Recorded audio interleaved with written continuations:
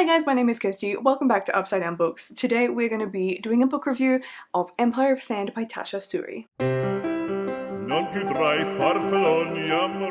This is a fantastic YA novel that I ended up reading 4 out of 5 stars, and I am really chuffed that it was as good as I was hoping it would be. It follows the story of a main character called Mer, who has mixed heritage, and her mother is from an Amrithi tribe and her father is the governor of one of the major cities. So he's under the close eye of the emperor, and this is not great news for Mer. Mer is an illegitimate daughter, and she really favors the rights and almost religious practices of her mother's people, and that is super not allowed, but her father has a real soft spot for her and her younger sister and sort of turns a blind eye and lets them practice their ways. Now, a lot of this is done through a certain type of dancing where they make these sigils with their fingers and sort of speak the language of the gods to practice their worship, and there are so many different ways that they can do this with so many different things, and it's honestly really beautiful. I really liked it. Being the governor's daughter, she's lived a very sheltered life, and the story takes off when one day this dreamfire falls, which is a sort of religious storm, and these deva, which are supernatural creatures, are all in the air, and some of them are dangerous and some of them are okay, and she dances the rite in the dreamfire, which is a big no-no, and the emperor takes notice,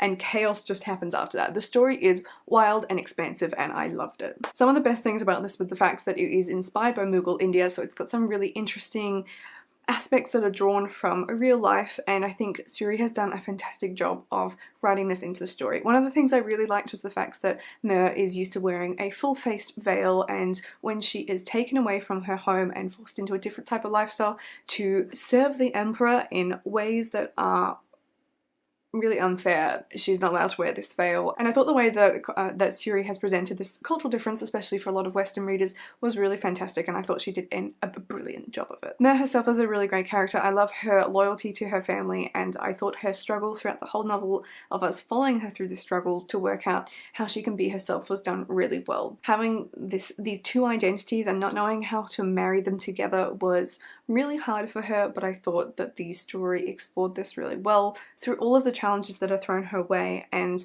just the integrity of her character and how that holds up throughout the story was impressive. If I was Mer, I would have not done as well as she did. We have some great side characters in this one too. We have obviously the Emperor and the Maha, and the Maha is sort of the religious leader, whereas the Emperor sort of governs the lands, and the Maha is such an intriguing character. You will find so much more about him as you read through the book, and you will learn to hate him thoroughly. There's also a character called Amun.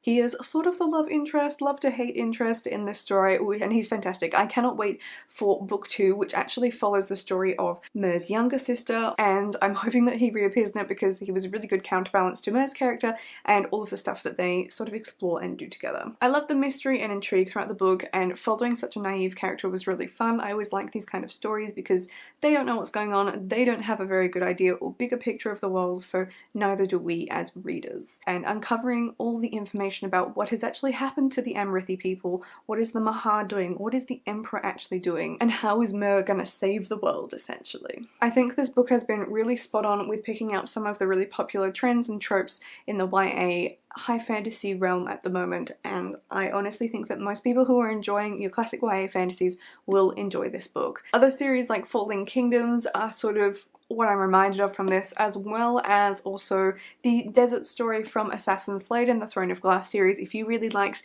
that particular story, then you will love this book for sure. Other books that also have similar vibes, if you've enjoyed, are The Eyes of Tambura by Maria V. Snyder. The Wrath of the Dawn by Renee Ardier is a fantastic comparison. The Ruin of Kings by Jen Lyons, a relatively new high and epic fantasy that is just mind-blowing in its setting. And also adventures like The Gilded Wolves by Roshani Chokshi. I can never say that name right on the first try. If you like any of those books, then I definitely think you should go and get yourself a copy of Empire of Sand, because this is an absolutely not to be missed book that I would highly recommend. So I hope that you enjoy this when you do get around to reading it. If you've already read this book, I would love to know your thoughts, so please leave them down in the comments below. Other than that, I will see you in my next video. Goodbye.